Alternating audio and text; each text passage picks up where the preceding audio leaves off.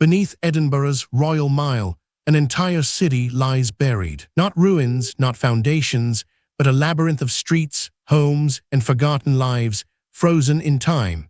These are the close's narrow alleyways that once teemed with life, now shrouded in darkness and whispers, and none more so than Mary King's Close. For centuries, tales of Mary King's Close have captivated and terrified.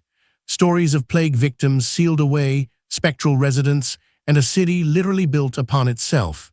It's a place where history isn't just told, it's felt, a cold breath on your neck, a distant cough echoing in the stone. To understand Mary King's Close, we must first understand Edinburgh itself.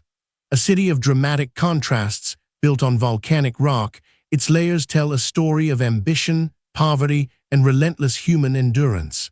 The Old Town, a UNESCO World Heritage Site, is a vertical city, its multi-story tenements reaching for the sky. In the 17th century, Edinburgh was a bustling, yet incredibly cramped metropolis. Space was a luxury, and so, instead of spreading outwards, the city grew upwards and downwards. The closes were the arteries of this urban heart, each a microcosm of society, vibrant, dangerous, and deeply interconnected. Mary King's Close was one such artery, a thriving community of merchants, craftsmen, and families. Named after Mary King, a prominent businesswoman who owned property there in the mid-17th century, it wasn't just an alley. It was a street in its own right, home to hundreds of souls. But a shadow fell over Edinburgh in 1645, the Great Plague.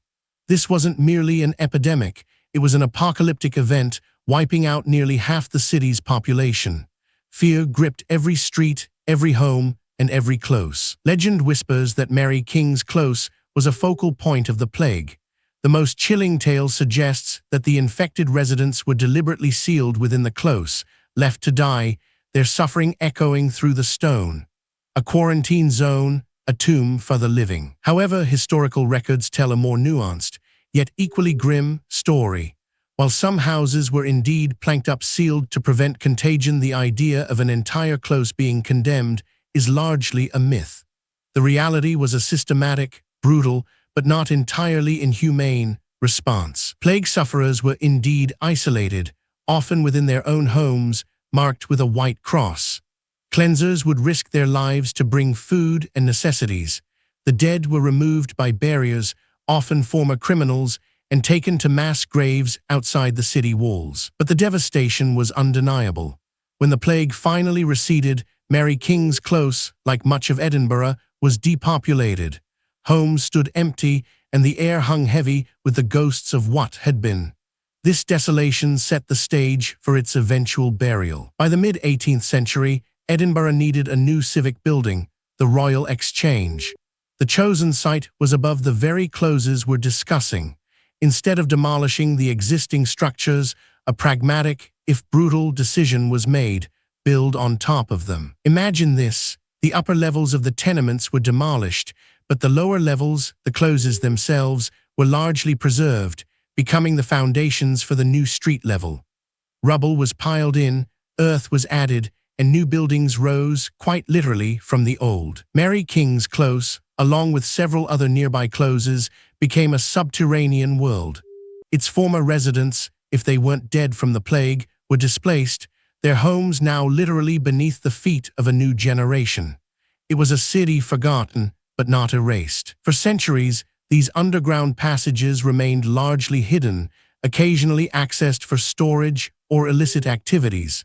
They became the stuff of urban legend, whispered about in taverns, a place where the veil between worlds felt thin. It wasn't until the late 20th century that serious efforts began to explore and preserve Mary King's Close.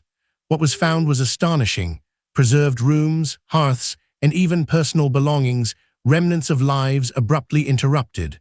A time capsule entombed beneath the modern city. One of the most persistent legends is that of Annie, a young girl, a plague victim, abandoned by her parents, who cries for her lost doll.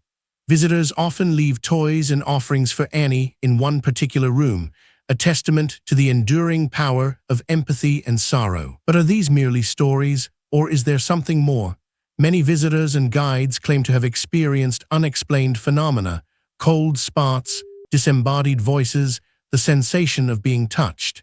Is it the lingering energy of past suffering or the power of suggestion in a genuinely eerie place? The scientific explanation often points to natural phenomena.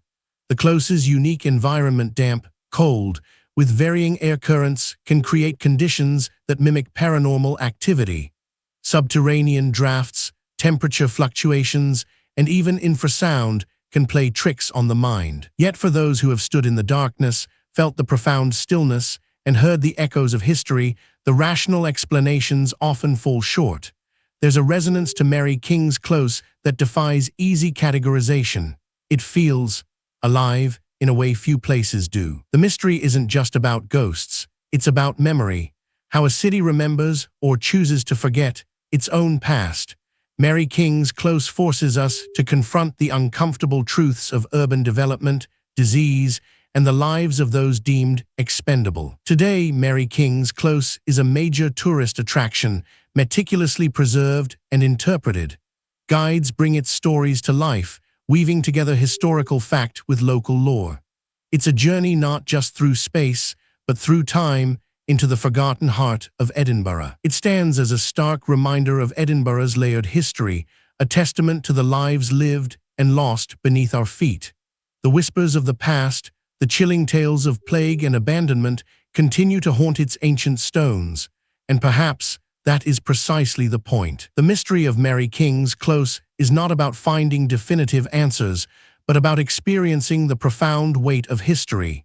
It's a place where the past isn't just preserved, it breathes, it murmurs, it waits. Journey with me next time as we uncover another forgotten corner of history.